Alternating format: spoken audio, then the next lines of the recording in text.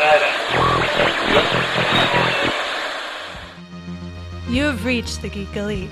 Good luck.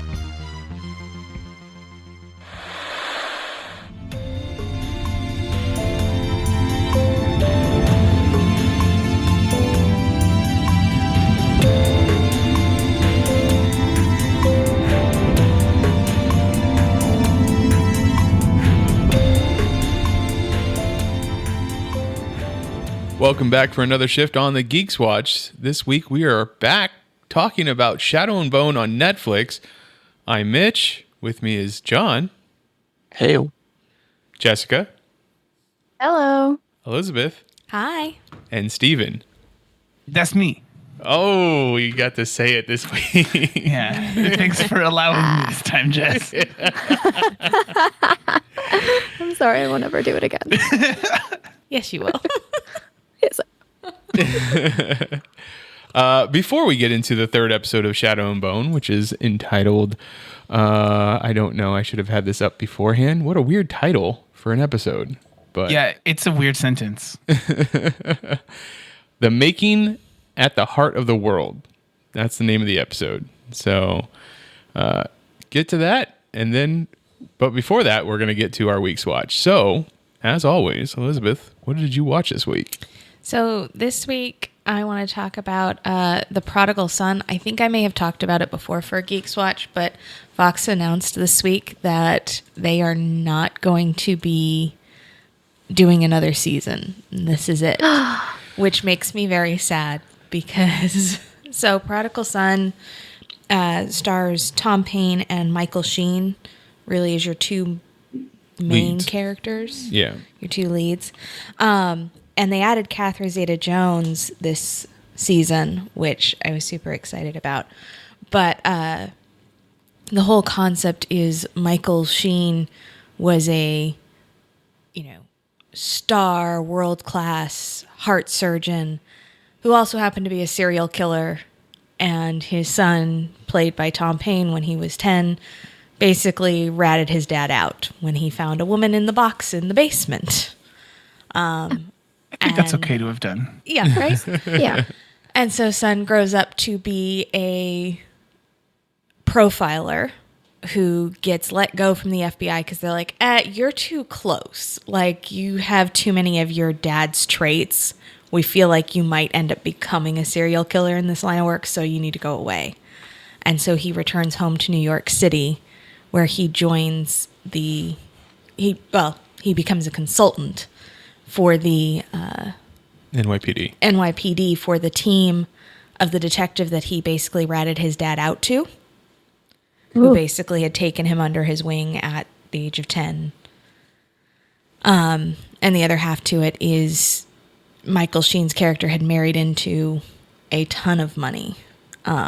So Tom Payne's character's mother is a very rich New York socialite, and his sister is now a news reporter doing investigative journalism, mostly on murder. So it's this fun cross between a crime procedural and a show talking about how we all become our parents, and not wanting to become our parents. So I thoroughly enjoy it every time we watch it. I like it a lot, but Fox has decided it's not getting them enough ratings, I guess. I mean, that's kind of Fox's MO. If it's not a reality competition show, they don't tend to keep it too long. I mean, look at Lucifer. Lucifer got canceled. They picked it up at Netflix, went on for like another 3 seasons. So it's just their MO. So maybe this will go somewhere else, and that'll make me happy because Catherine Zeta-Jones plays the doctor in the mental institution that Michael Sheen's character has been locked away at because he cut a deal saying, I'm crazy. I'm not actually a serial killer. I'm just crazy. So he ended up in a mental institution instead of a prison.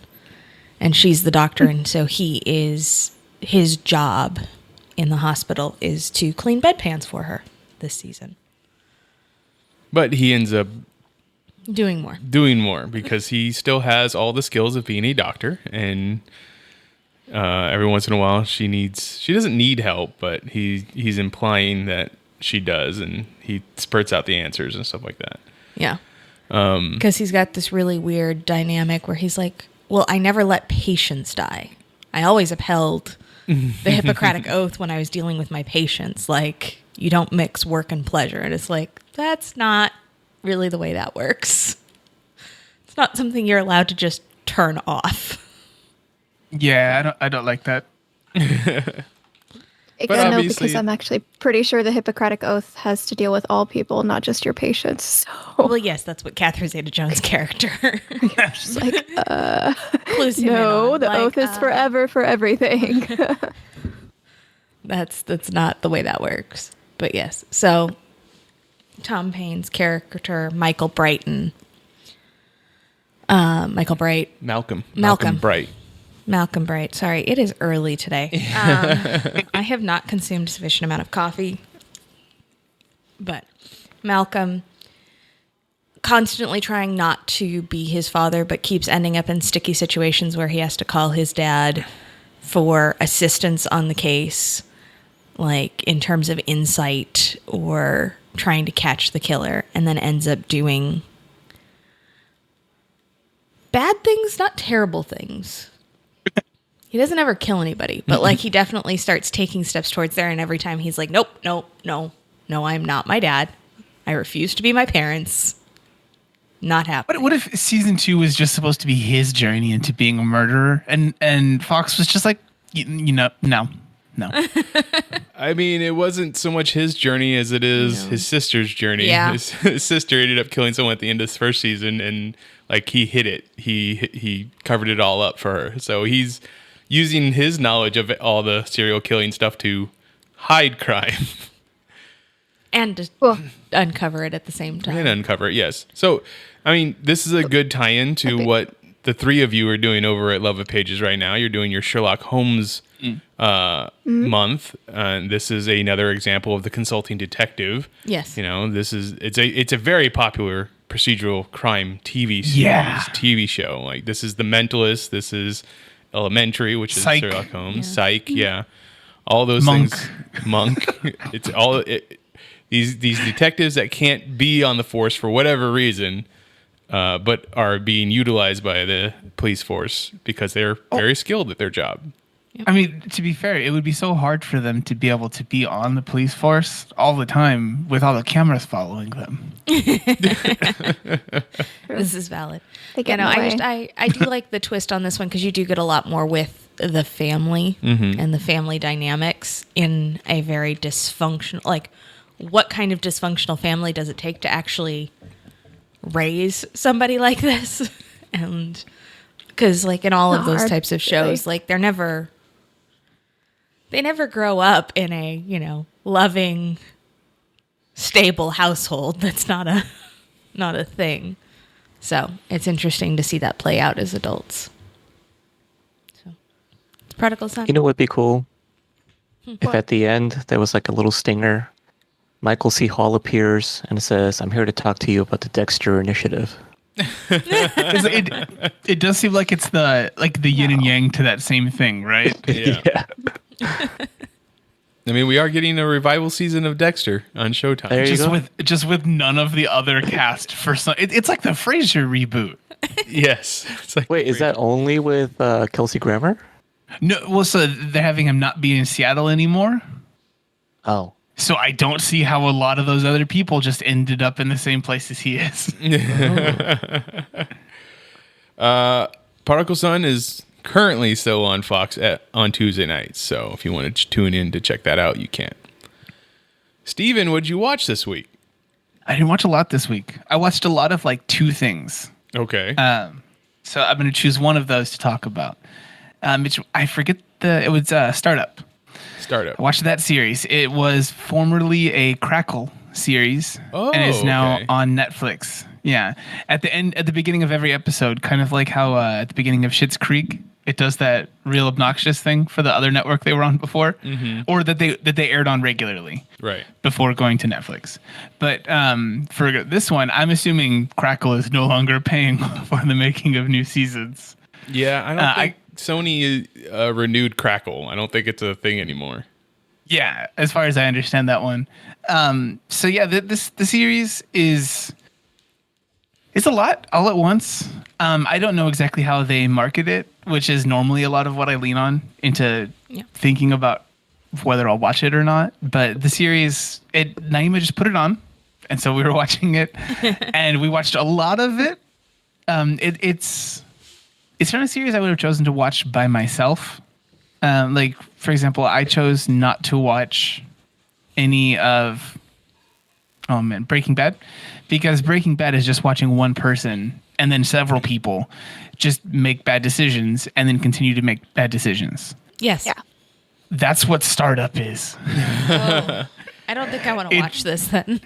It's that all the time. Like there's some interesting bits in there, because the main pitch of the series is that there are a couple people who choose to take some money from one character's father, who is a money launderer. And so they take some of this money and choose to funnel it into the startup that one of the other characters has, that's supposed to be a cryptocurrency kind of thing. And this cryptocurrency is kind of the starting force for things, but isn't necessarily what has to be there for the rest of it. It seems like somewhere like 75% through the first season, they just switch to crimes happen and there can be a digital component to those crimes as well. And they're just kind of running the gamut of those digital crime parts. Because at one point they switched to the dark web also. At a couple different turns, the character who had the original cryptocurrency startup decides to make a new version of a thing that is already out there and very successful. It's very weird for them to think that they can make a new dark web and a new cryptocurrency when they reference Bitcoin in there. But yeah, I don't know. It just seems to be this constant war of escalating circumstances in the series, and I don't like that in superhero movies. I don't like that in books. The same thing goes for this like drugged up, gunned up soap opera also. Makes sense. Doesn't get a hard recommendation from me, but if you're a person who likes a big drama series, go ahead. You know, if your favorite part of watching the OC was that crazy part where they ended up in Mexico and then Marissa died, spoilers, go for it. Yeah, if it's like the first season. I don't know it. I never watched it. But yeah, if that was your favorite part of the OC, this series is right there for you. Now, did you pick the OC because of Adam Brody? I mean, yes, it helped. Because he's the main in this show, right? Yeah, he's one of the two that are like the main focus of the thing. And I mean, it's got Martin Freeman in it and Ron Perlman. Oh yeah, which is great.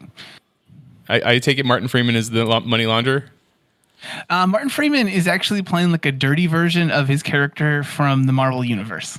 Oh, he's an FBI agent, and he wants to be involved in being on the take because the other people are. Okay. And then he's one of the people that just continuously makes bad decisions. It also has the person who has single-handedly done the most dirty by all of the Marvel movies. The guy that played Darwin. Oh, really? Oh, yeah. Yeah. Yeah, he was in House. I always remember him from House. But yeah, so I don't know. There's cool names in it. If you've got nothing else and you like the drama, go for it. Cool names? Like, oh, you mean like actors? Like, yeah. Oh, okay. Yeah. I thought you meant like the characters' names were cool. No, yeah, they're fine. He's using hip slang. Got it. There's some cool cats in this show, baby. Oh, God. I'm really worried. So you have Startup, which I believe 3 seasons are on Netflix right now. Yeah. And you've watched part of the first season. We watched the entirety of the first season. The entirety of the first season. Okay. Yeah. Well, there you go. Now, you aren't recommending it, but are you going to continue watching the other 2 seasons? I won't, but our household probably will. Okay, good to know. All right. Jessica, what did you watch this week? So I've been kind of binging, but I've stopped recently, and I'm halfway through the penultimate episode of Invincible. Ah. And I don't know if I can continue because I think one of the characters just said the stupidest thing ever. And it's this will be a slight spoiler if you haven't watched Invincible, but it's when Cecil says, the only one who can take him out is Mark. And I'm just like, have you been watching what happened the last 3 episodes? Where he got his ass kicked like multiple times by significantly easier people than his father. I think he said the only one who has a chance. Yeah, who has a chance? And I'm like, no, he has 0 chance. You think Omni-Man has feelings? But it's like the only one that has like the Indestructible closest. Viltrumite body. Yeah, I know, just be like, well, he probably won't die at least. Nope. Cecil says that to his mother. Obviously, what they need to do is they need to my get God. Battle Beast in there. Like, he's probably got the closest chance of beating Omni-Man. Honestly, but I would also be so happy if Omni-Man was just like, nope, and just like made him into 2 half Battle Beasts. I mean, when Battle Beast was destroying Mark, once again, spoilers, Omni-Man stays back. I think that's not a on purpose or not on purpose. No. Yeah, that's that whole episode. I went, oh God, because Omni-Man's just floating there, just watching his son make the biggest mistake of his life. Just like, I told you. So you're saying I'm not gonna go save your ass, but watching the episode where Mark was just like beaten up so hard was a hard watch for you? It is, and it wasn't. It was just more, I don't know, I guess I've been watching very nice shows lately, and then to get back into like super violent shows again, I'm just like, oh God. And it's not the violence itself, it's the fact that Omni-Man just sucks. And a few of the other characters just sucks. Then again, that's why it's good. And there's a lot of good elements to it. I really, really like the relationship between Mark and, I'm going to blank on her name, Amber, his girlfriend. Mm-hmm. Is it Amber? Amber. And yeah, the fact that she knew he was a superhero, but still dumped him because he was keeping it from her for so long. And she gave him so many chances to fess up to it. And he was like, but I'm a and she's like, I know, dipshit. Just like, that's the point. You clearly don't trust me till you're about to lose me forever. And I was like, you know what? I get it. Like, I like this. I like her character. I like the twist on it. And Adam Eve is a cool character as well, where she's like, wait, I can actually like help people, not by destroying aliens, but by just using my powers to stop a drought. Like, yeah, she's literally the most powerful person in the show so far, and they are not utilizing her to any bit. Like, if you can just change things at an atomic level, you are pretty powerful. Yeah. And I like that because when she was part of the teen team, whatever that was, she didn't seem like the most powerful person. She was clearly the leader-ish, but she did a shield thing and a slash. She never really created illusions or built things up from. And later on, you find out, oh no, I can control atoms at a molecular level. And I'm like, wait, what? Yeah. They just had you going shoosh, shoosh, and shield. And I was like, okay, this is excellent. I do like I love the show. I don't want to see what I know is coming because that meme is everywhere of Omni-Man going think Mark, and I'm like, I got spoiled from a meme, and I'm like, I don't want to see that happen quite yet, and then have to wait over a year for the second season. Well, know that you got 2 and 3 seasons, or a second and third season coming. So. Oh, okay, so they got renewed for a third. Okay, that's cool, but I don't know. I don't know if I want to wait that long. You know, with all that... Oh, go ahead. No, you? Oh, I was just going to say, with all of that being said, I wonder what you would think of Jupiter's Legacy. It looks... like, everything I hear about it makes me not want to watch it. I think I felt the same way for...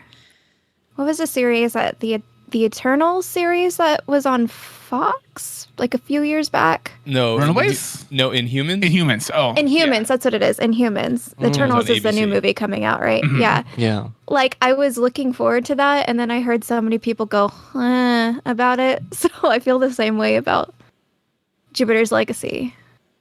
Jupiter's And Legacy also- is very bad. Yeah, It's and so for bad. what everything it's that so bad. I keep hearing about like how the comic is like so great, like people were just craving over that thing, but like the show is so bad. It's so weak.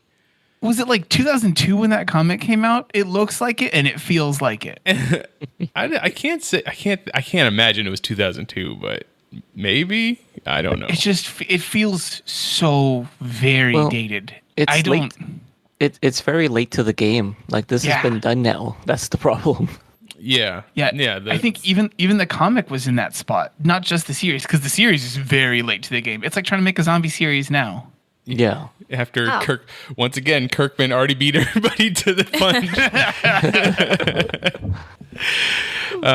Well, I hope that you check back in and tell us what you think through the end of the first season of Invincible, Jessica, just so we can know how you feel about where you stand with all the characters. All right. And just go watch Ted Lasso if you need to pick me up. Yes. Yeah. Everybody That's watch the one Ted on Lasso. Apple TV, right? Ted Yep. Lasso is super cute. Okay, I'll eventually get Apple TV, I swear. Okay, so Invincible is on Amazon Prime Video. Mm-hmm. John, what did you watch this week? So I finally finished that docu-series on HBO Max called Q Into the Storm. Oh, okay. Ooh. That was a fascinating watch. I was really, I want to say I was invested in a lot of what was happening at some point. And I'm thinking, like, this has the makings for, like, an actual, like, pretty cool, like, Aaron Sorkin style David Fincher movie. Like, this had definite moments. And I mean, granted, it's all editing and how it happened in reality may have been a little different, and they just kind of played up the tension. Obviously, adding music to certain scenes can give it a different tone. But I was really fascinated by the story and I guess the revelation that they put out as far as Oh, for the person responsible? yeah. Which I don't want to give away right at this moment, but it was just, I found the whole thing very fascinating, very interesting.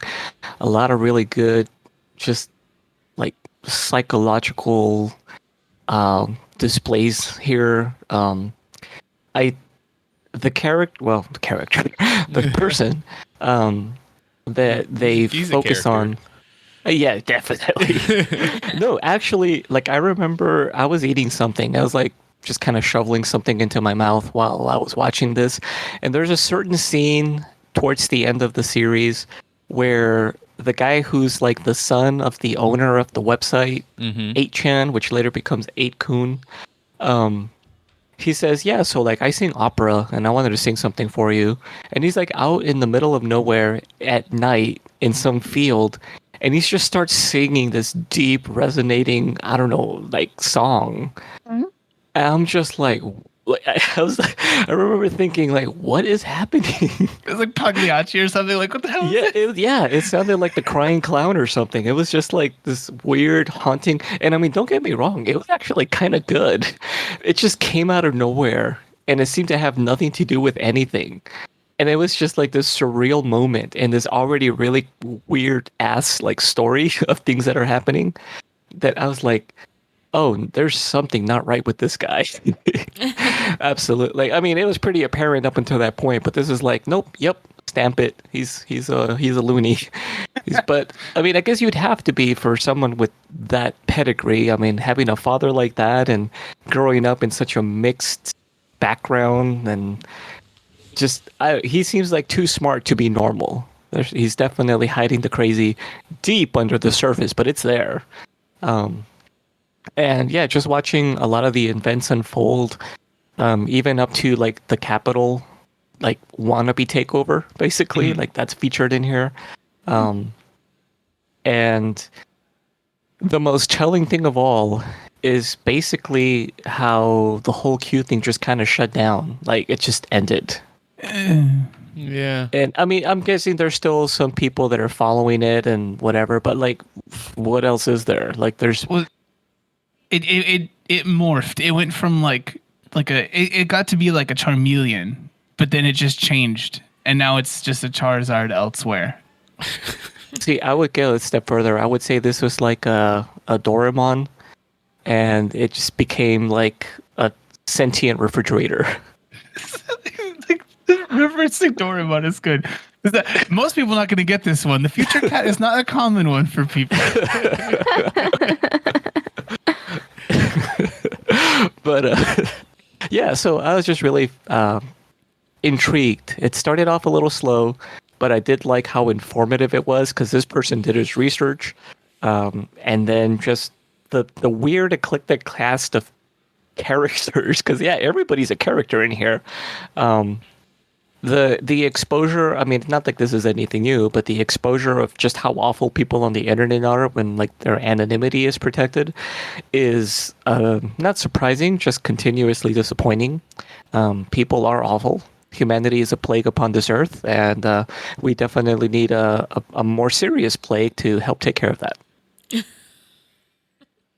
Okay. You heard it here.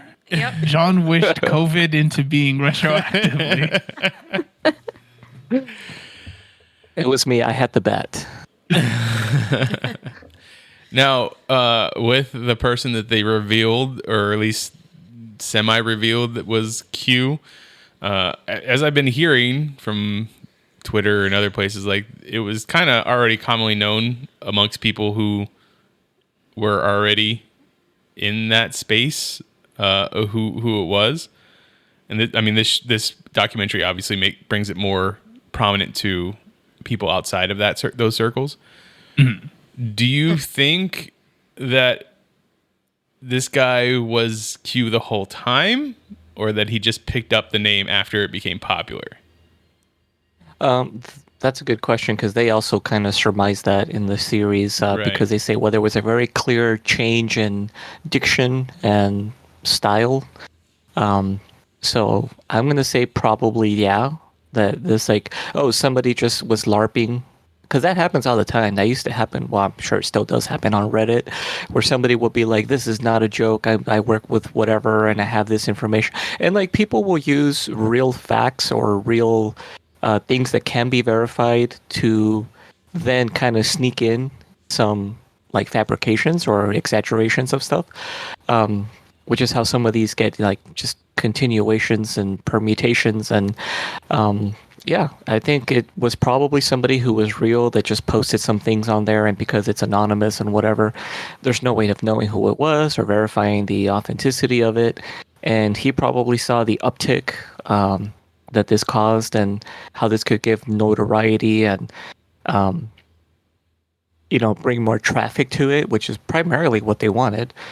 And yeah, just, you keep on giving a little bit here and there. You're cryptic enough that it doesn't say anything, but those people who are predisposed to like pour over it will just, come to it and flock to it and just drink it up. Yeah, it was like a perfect recipe for just a shitstorm of like, Q believers, basically. Mm. It's interesting to get a documentary that is as in-depth as it is, so close to it. Obviously, it's an ongoing issue and everything, so they had time to research things. Yeah. But it's still very weird. With any previous events in history, like, we don't have this kind of peace for at least like a decade, a lot of times. And from personal experience, I know that like some of the people who are still ardent believers in the whole QAnon thing will be like, no, this thing is just misinformation. It's just another psyop to deflect from the truth and blah, blah, blah. Yeah, whatever. I did want to say, though, I was pleasantly surprised that they referenced Cicada. 611 or whatever? I forget what it is. 1301 or something like that, whatever it Yeah. is. I remember seeing that a long time ago, close to when it first came out. And I was like, this is cool. And I was like, oh man, maybe it's like, it is some kind of like CIA recruitment tool. Because supposedly if you go to the CIA headquarters, there's like some kind of cipher in their front like area that like if you can crack it, they're like, okay, we want you to work for us. Okay. Great. So now our podcast is going to be on certain lists just because we're talking about all this stuff. You know what? That means more listeners. So there you go. Hi, Yeah. hi FBI agent. I think you nailed it, John. Yeah, Cicada 3301. Okay. So yeah, I thought that was really cool because I remember looking into it when it first came out, and they're like, there's a hidden image in this thing, and blah blah blah. You figure it out, you go on to the next stage of the puzzle. I was like, ooh, cool, I like puzzles. I looked at it, pored over it, tried to figure out what was the thing there. Didn't even come close. Eventually, I followed it closely when that was going on. It's still going on, by the way. Yeah, they haven't cracked it fully. There's so many moving parts to that thing, and at some point, it's just like, well, you were messing with me with this one. This one's not real, and you don't get found. Yeah, I mean, it's very Da Vinci Code-ish. There's just like one thing leads to another, and it's like all around the world. There were a few others like this that didn't get as much traction, where I don't remember where it was. It was some message board. Somebody posted its coordinates, and then people would go to those coordinates, and they were like all over the world. They would find these weird puzzles, and if you could like figure out the puzzle, it's like one of those. It's like a 3D maze, basically. You have to like move the parts just right, and then unlocks. And then it would have another clue, and that one I don't know if that ever went anywhere, but I think it. I know the one you're talking about. It's so frustrating. You know this one? Yeah. Nope. I'm not gonna pull any more details out of my mind. Nope. So anyway, yeah, I just thought that was kind of cool. That ultimately, I think they make a lot of really cool statements about why people believe conspiracies, and I'm guilty of it. I definitely feel like conspiracy theories are a way of putting order or control into an otherwise chaos environment. Mm-hmm. Humans by tendency want to predict things in order to have understanding and control, and those that we cannot, then we assign to a higher power, be that some kind of deity, be it evil spirits, and now be it the shadow government. So basically, it's just a way of trying to make sense of just the chaos that goes on around us and assigning it to something that's even if it's out of our control, we still feel like we have some control by saying that it's something that's out of our control. Mm-hmm. Yes. Okay. Q Into the Storm documentary is on HBO and HBO Max. And rest in peace, Shakchi. For All Around the World, same song. Oh.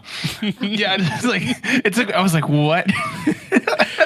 John, in the middle of your review there, you said All Around the World, and both Steven and myself started thinking of the Humpty Dance song, which is sung by which is rapped by Shakchi. So, just needed to get that out there to break up the tension. I'll have my oatmeal lumpy just for him. That's right. My week's watch was the second season, or I think they're calling it Volume 2. Volume 2 of Love, Death, and Robots on Netflix. I've gotten through 6 of the 8 episodes that they released this week. I have to say I'm not as impressed as I was with the first season, the first volume. There were so many diverse stories and diverse animation in the first season. This season, I feel like the first handful, or at least half of the episodes, are kind of look the same. And I also feel like this time around it's more of a showcase of animation as opposed to storytelling.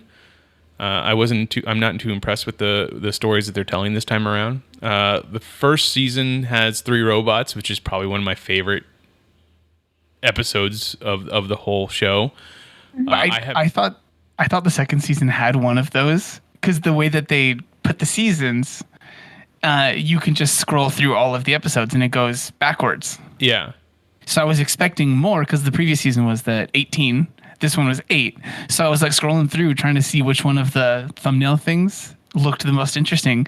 And I saw the thumbnail for the last one. I was like, oh, they did one of these again. And I clicked on it and it's like, no, that's the same one. Yeah, no. So far, I would say the one that I enjoyed the most does animation to look like the old was it Rankin Bass Christmas stories, Christmas animation movies? Did you watch Captain Yajima yet?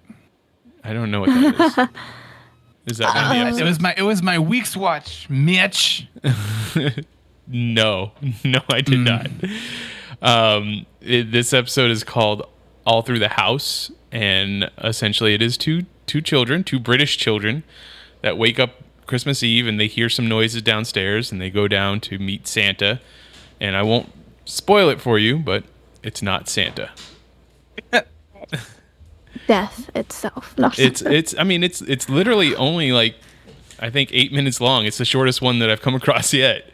So, all the episodes range from about 8 minutes to 18 minutes. I think is one of the longer ones, but I'm not as impressed. Like the animation, yes, I'm very impressed with that. It all looks amazing in its different ways, but storytelling, it's all falling flat for me. Nothing too fun or interesting or intriguing. Like there were I would say more than half the episodes in the first season that I really enjoyed storytelling wise. This one, not so much. In the previous one, the thing that I was looking for from this one was something that was along the lines of the one from the last season, where the lady kind of witnesses a murder from like across the street or across two buildings. The Witness. Yeah. Yeah, that one was incredible in animation, and I don't want something that's necessarily the same. It doesn't have to be something that's a stylized take on photorealism, but something that was that kind of pushing a boundary for a style. You know, there's nothing like that in any of the things that I've seen so far from this new season. Yeah. Because I poked through to try to find something where I would just be blown away visually, and it hasn't happened yet. I take it you didn't watch Snow in the Desert yet? No, which is this one? It's like the I want to say 5th episode. Maybe it's 4th or 5th episode, but that one has the most photorealism animation in it so far for me. The only part that it has the worst part is mouths. Like it doesn't do mouths right. Like the way that they animated the mouth looks so uncanny valley or something. Like it just throws me off. But the rest of it looks really cool. What's the name of the one with the giant guy on the beach? I haven't gotten to that one yet. Oh, okay. That's one of the ones that I actually watched from this new selection. Yeah. So, and that's no spoiler. They don't play these like in different orders for different people, do they? I can't imagine. Okay. Because I'm looking at the IMDb like episode order, and it's different than the order that's on Netflix, but I know that IMDb is just put up there by people, so it's not like it's too regular. I don't know. Anyways, maybe it was like an announced list or something. I don't know. That could be it. So if you were a big fan of the first one, I would say watch the second one, but if you're not, then stay away. Whereas go back, if you haven't watched the first one, go and watch the first one. Just go watch Three Robots. It's cool. Yeah, just go watch Three Robots. It's a good episode. So that is available on Netflix. All right. Let's get into talking about more Netflix. Shadow and Bone Episode 3. I was told beforehand that Episode 3 would be the episode that would get me interested. What? Who said this? Who? A friend. Was this Naima? Did Naima say this? She did not say that last okay. week when she was on. But the making at the heart of the world. This episode, we are once again introduced to yet a new character, another heart render. This is a person that is the right hand to General Ben Barnes. I can never remember his name. Kiergan, thank you. Yeah, General Kiergan. But she is taken captive by the people that the Ravika are fighting against. I still don't really understand who is in war with who at this point. And everybody's at war with everybody. I guess. Yeah, that's the one. And then I guess I kind of in this episode I kind of came to a realization that I guess I never did in the first 2 episodes, I understand that all this Russian iconography that is around, and so these people were supposed to be like a counterpart or analog to being Russian. Is Alina and Mal supposed to be Asian? Are they supposed to be like Chinese?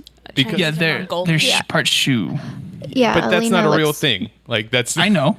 Yes. None of them are real. The none- people that are also Russian corollaries are also Spanish corollaries. I understand that, but that's what I'm saying is like the whole "don't change my eyes" thing. Like because she's part Shu, is that supposed to be a direct correlation to Asians and their eyes? Yeah. Yes. Okay. Yeah. Yes, it is. And then everyone calls her like half breed and mutt the whole time. It's messed up. Yeah.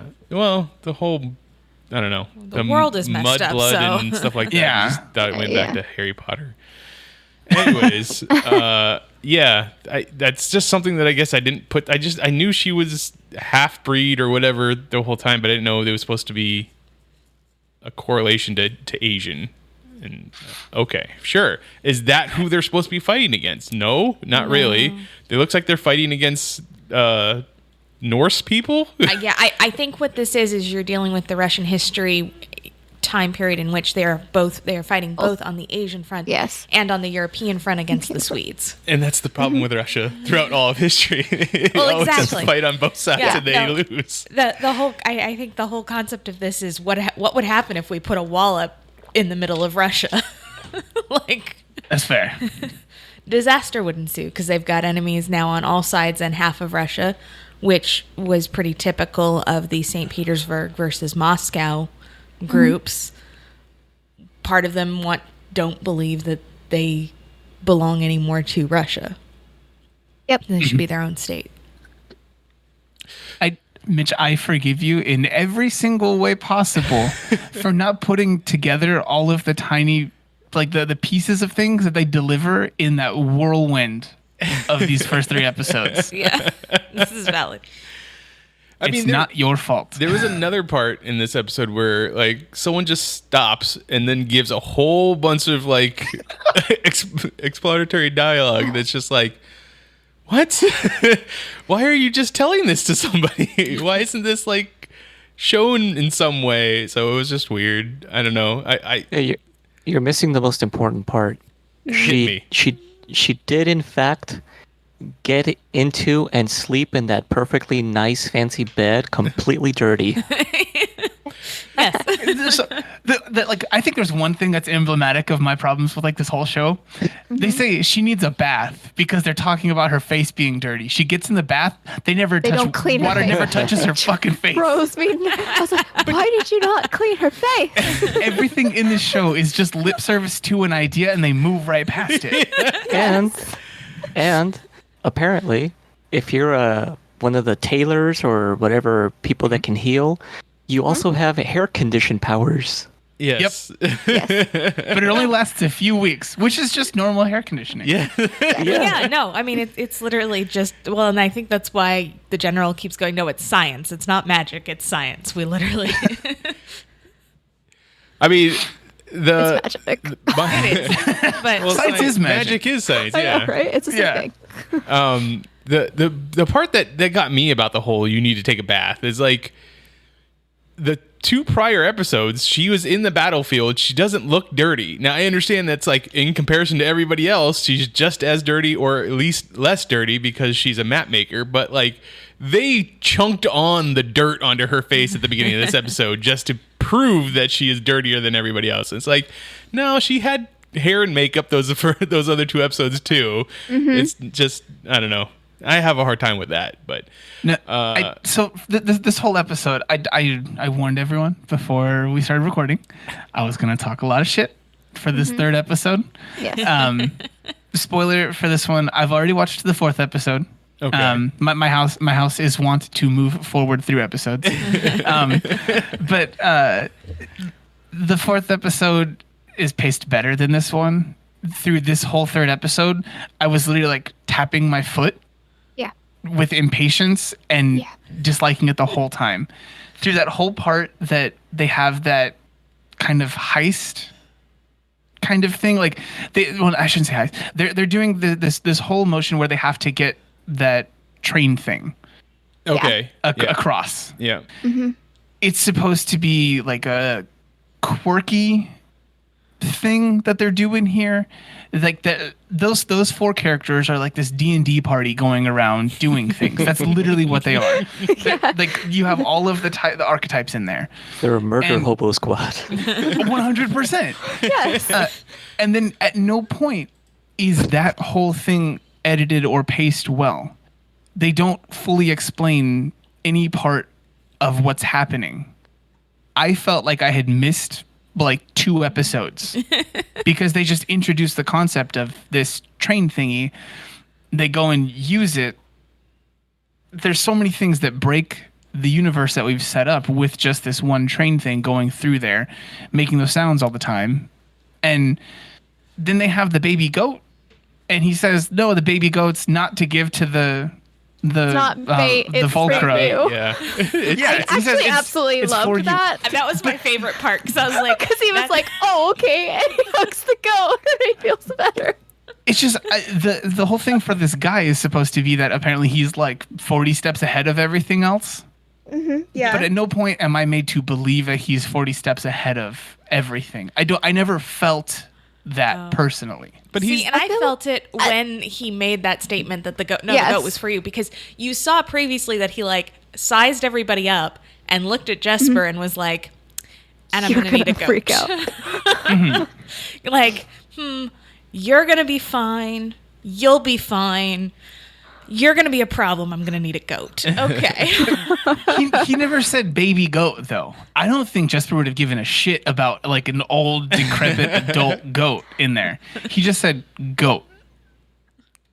True. Fair. You're absolutely right. But It makes it sound like it's for something else, and maybe in some way, shape, or form in the developmental stages of this, as a book, as a script, or something else like that, there's something lost in translation that didn't give me one little piece that made it feel intended. I don't know. We needed the word baby in there. Episode. Just Yeah, it needed to be a goat. baby. Yeah, like if they just said like young goat, problem solved. Yeah. Yeah. I That would have worked. I would still have to say though, my favorite part of this series so far is that group. Like that.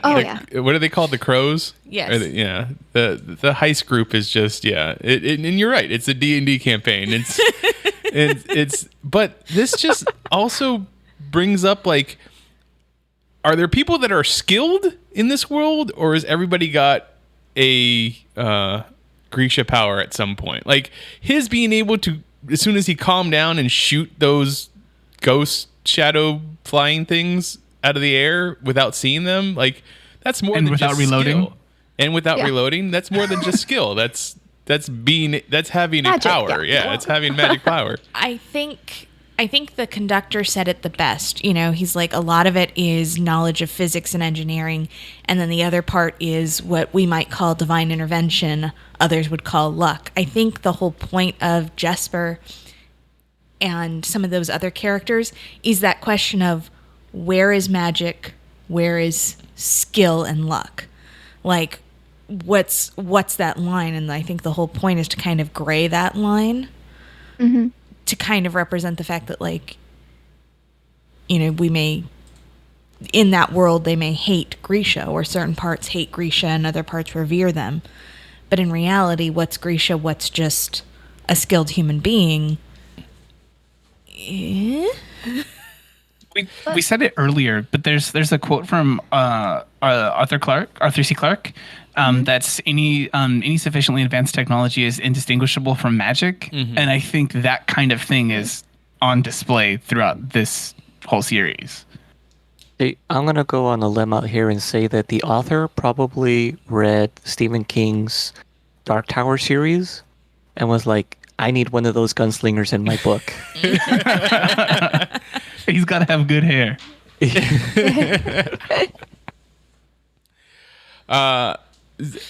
The heart render that we're introduced in this episode when she is being abducted from a hotel room. Why is it that the leader of that Fjorgen group doesn't? The Bjorgenvergens. They don't. Why didn't he get affected by her heart-rending power? Because it's obviously Bjorgenborgen. They don't care. They don't want Grishas at all. They put them on trial and kill them. Like, all of them are found guilty. So if he has a power, I mean, shouldn't he have been killed at this point? Maybe he doesn't have a power. Maybe his secret is that he's always feeling what she tried to make him feel under the surface. He's a reverse Grisha. Okay. Maybe he just always feels like his heart is being ripped out of his chest. So, thus, that's why I think the heart render thing is such a it's a misnomer. Okay. Because like there's something to the idea of like rending as it's a word that is we use it for mostly one kind of purpose, like tearing things asunder, but it does also mean other things like render down or other things like that. And I think that's one of the cool things for that specific name. It's actually the thing that made me also think most about the comic Die, because there's a similar kind of like class of person in there that's an ability where the wording of it can go in a few different directions. But people in that world take that word to mean just ripping in two or other things like that, where they know even that the ability is multifaceted because they also use them for what seems like dirty things the first time we're introduced to one. Yeah, and she explains that when she's on the boat, that I don't just hurt, I make people feel good. I also, the whole being captured by the bolo, like, I feel like that's just about that anybody should be able to do it. The fact that it was his bolo, I don't know. That the putting the two together didn't seem like it seemed like it was more of a leap of logic than it was anything else to me. It's because they're gonna fall in love, Mitch. I think that's clear. That's obviously clear. Mr. She gets to fall in love with her captor because that's always a good story. No, Toxic relationships. Yeah. I think she's a double agent in all sorts of ways. I think she. I mean, don't we? We already know she's a double agent because she was going to be the way into the palace. Correct. He's a triple agent. Yeah, I think she's just all over, like, screwing everybody. Over. I'm going to make this world mine. Maybe the other way, too. Okay. But she's definitely interested in just screwing everybody over. Yes. Yeah. Just blow up the whole system. That's what's going to make her happy. So we also come to learn about amplifiers a little bit more in this episode. So there are objects that can amplify Grisha's powers, but there's also human amplifiers, which is what General Kurgan is. Kurgan, sorry. Kurgan, yeah. Ben Barnes. Jawline. Yeah, I was going to say cheekbones. He can hold on to her hand or her wrist and make it so that her powers are amplified, because she at her present moment cannot conjure up the sun the way that she is supposed to. Yeah. Well, at least someone her age who had been trained from a young age to be able to do such a thing. We found out about I guess an older Grisha, or the first Grisha, that was able to, a bonesmith, that he took bones from his own hands and made animals, which is what this stag is that she is being dreaming about. Apparently since White stag. being a childhood, but this is the first time we've seen it. What'd you say, wild step? White stag. Yeah. Oh, white stag. Okay. I like Wild Step though. It's a little band name.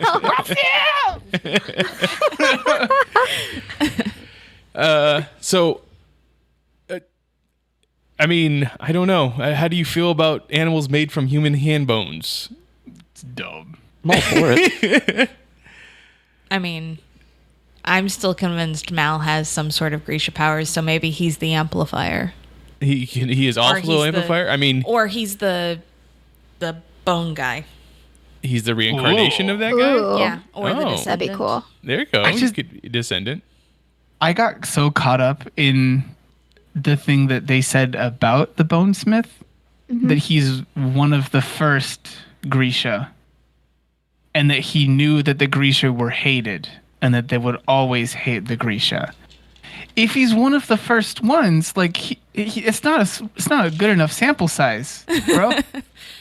I mean, I think it might be imagine just you a could history just of extrapolate from the fact that humans hate humans. But as many Yeah, Grisha there are in the world right now, like I don't see why do we have the whole X-Men versus humans like problem anymore? There are so many Grisha and so little humans. Well, if well, anything, I'm not sure that's true. I think the problem is that we are being shown a very specific slice of this reality. It's also Because we're at least made to believe that the second army or the first army is twice as large, if not more, than the second army, which is just the Grisha. Yeah, but the Grisha, you can take any one Grisha.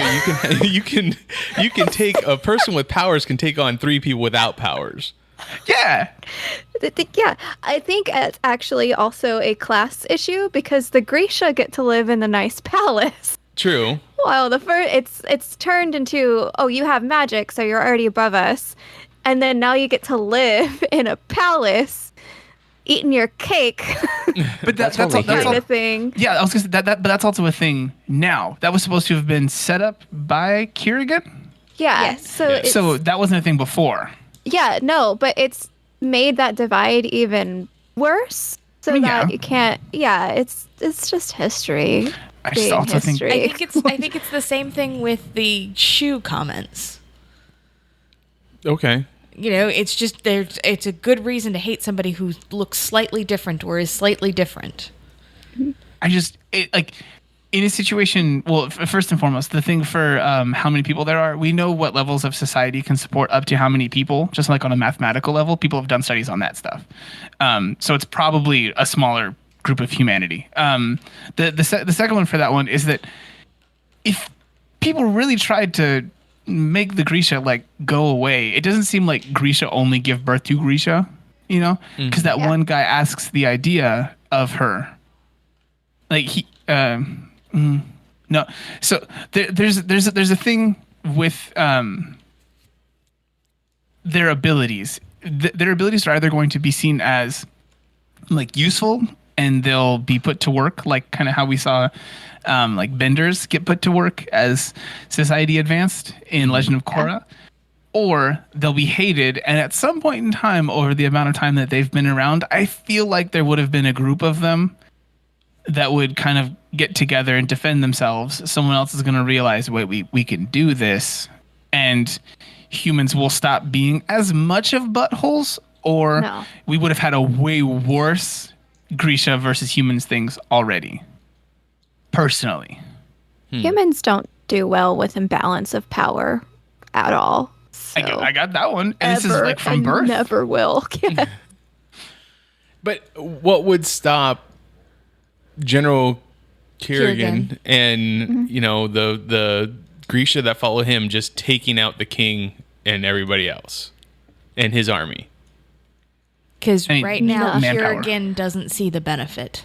Okay, that's fair. I'm just saying. That's really all it is. I anticipate that Kerrigan fully intends to overthrow the king at some point and become king himself. Like, he's playing the long con. Yeah, and he's playing the long con. definitely going to use Alina in that effort. If he can get her to take down the fold, he can then use her as his figurehead hero and overthrow the king to try and seize power. At some point, she's going to have to kill him. I think there's or fall in love with him. That's right. Nah, at some point They're going to fall in kill love. him. Everyone falls in She can love. change him. No, he's gonna have to kill him. The whole True North thing of this episode that she was saying about Mal, I now know, okay, it's not a love triangle. I got it now. This is what's going to happen is Kerrigan's going to turn into that, potential love interest, and then, I'm going to have to kill him. But it's specifically in this episode, like, as she is being told or manipulated by Kerrigan that, no one else loves you. Like, she comes to realize that all the times that she's made advances towards Mal, he's pulled away. Like, it's... I think... Was it? Mm-hmm. Oh. It doesn't matter. It doesn't matter. It's just, here, I'll ask this question. Right now, as it stands right now, are you Team Cheekbones or Team Mal? Team Mal. Team Jesper. I also support that answer. I'm team baby goat. I'm team knife lady. There you go. Inej. Yeah, no, I think I'm really on board for, I think it was this episode, the spiritual advisor who's creepy guy, not ending up being creepy guy. I kind of liked that because I thought, how he's described and like he's a rat or whatever, and he comes in strong with creepy guy, but he's legit just creepy because he likes what he likes. Like he's like, oh, you like books, but it sounds so creepy and horrifying. But It's when like we should be friends. Yeah, no, when oh, you like books? He was like, oh, you like books? Yeah. I'll help you find a book. Like he's definitely like portrayed in this episode as like creepy guy. Like, yes, he is set to be evil, but like I really want him to like just end up being kind of like a Gollum. Like, no, I just want to be friends. You know, Gollum was bad, right? Yeah, Okay, no, it's he's Quasimodo then. Quasimodo. There we go. He just he looks deformed and he sounds deformed, but he's actually a nice-hearted, yeah. kind-hearted person. He's kind of normal though. Like he's just He is. comes off strong. He's No, just got it's a like- weird voice. It's a creepy voice. It does a lot. It's a creepy voice. He's got some creepy mannerisms, and then you add the fact that he's a priest, and you're like, you're creepy. Yeah, you're creepy. But I kind of just want feel him like to just end up being creepy, but a creepy good guy. Yeah, I just feel like somebody just needs to tell him, like, you do realize you come on a bit strong, right? Like, I get it. Like, you're passionate, and the things you're saying are nice, but you come on a bit too strong. We need to work on social signals and how to say things. like- Somebody needed to tell me this like 20 years ago. Would have made a big difference in It's my like life. the albino in Princess Bride, you know? Yeah, he's talking all weird, and then he's like, clears his voice. He's like, oh, I'm sorry, that was strange. Like, he just needs to clear his voice out, clear his throat out. It's like he needs a card, like in the movie Joker. Or it's like, hi, my name is like Cecil or whatever. Like, I really like books. I know I have a weird voice, but hey, if you want to find books, I'm here for you. Little smiley face on the bottom of the card. Because, like, he very clearly, like, quickly assesses what she's interested in, assists her in finding information on what she's interested in, and gives her a book because he knows she likes books. Like, there was no pass at her. There was, like, because he literally was like, I want to be friends. Here's what friends do. Gift. Okay, bye. Like, let me walk you to your next appointment. Like, I mean, he could be a lot more. I mean, we don't know. But at this point, he hasn't actually done anything wrong. He just comes off as creepy. exactly. So I really want him to not, I really want him to end up being a good creepy guy as opposed to a bad creepy guy. Agreed. Yeah, There's no way he's not going to getting- remain creepy the entire show. But I almost thought like, oh, this is gonna be the bishop or priest character from The Great, in a way. And I was like, oh no, he seems like he's actually nice. He's just comes off a little weird. Now, we also got introduction to what I refer to as Mother Grisha in this one. Yeah, yeah, abusive Mother Grisha. How do you she get should- power in YA novels without getting abused, really? Like, Who is no stranger to Chosen One stories. She was Madame Hooch in Sorcerer's Stone, yeah. and Cassandra in Doctor Who. There was a part Is where she? looking at her, I thought for a second, I was like, is that Holly Flax from The Office? It's not. It's not. It's the No. It's the Professor of Flying, right? Or Yeah. That's Yes. Madam Hooch. is that Madame Yeah. Hooch? Oh. Yes, with the crazy cat eyes, I think. yeah. I guess that was my hardest things. Like, everybody is either berating Alina or like pushing her down, and she's supposed to learn how to use her powers. And as much as we talked about it in the last series or every series that we talked about so far, like throwing more trauma on top of the trauma that they've already gone through is probably not the best way to get them to work for them. But No, but they're not interested in employees. They're interested in slaves. I mean, quite honestly. Yeah, but they need her to be powerful. They need her power to work and like just keep hurting The ends her. justify the means. Okay. But the means that they're doing could just shove down a power. Oh, no, exactly. Yeah. But the other thing you have to think about is that every single one of those Grisha, with the exception of General Kirigan, were all plucked from their homes at the ripe age of 11 and shoved into a hormonal orphanage where they were required to, distinguish themselves from the rest of the world. That's all orphanages. Well, but they weren't expected to be a part. Like, most of the time in orphanages, you are expected that at some point you're going to leave. You are going to turn 18 and you're going to leave. No, that part, yes. Yes. I'm not talking about adoption or adopted, happy homes, but you're expected at 18 to leave and go deal in the world. Mm-hmm. These were all trained. No, you will never leave. This is your happy little home. This is where you will stay for the rest of your lives and the rest of eternity. Oh, and you're going to go die on the front lines for this happy little home. And now we're going to introduce somebody who didn't have to go through all of that because she snuck away. Plus, they build up a culture of individuality. Like, everybody has to be the best of the best, as opposed to, I assume, in a group home, you kind of work together. Depends. No? That's not the way I've been told by my friends who have been through that system, unfortunately. Okay. Yeah. Well... But they were obviously Alina and Mao were able to find each other and they found friends and stuff like that. Whereas it seems more like in the Grisha school, you're pushed to your limits. What's up? I suppose that's very much for any army, though, magical or not. That whole idea of camp is to break down to build back up. It's just that this happens significantly longer and younger. And younger. Mm-hmm. But which tends to make bigger assholes, but yes.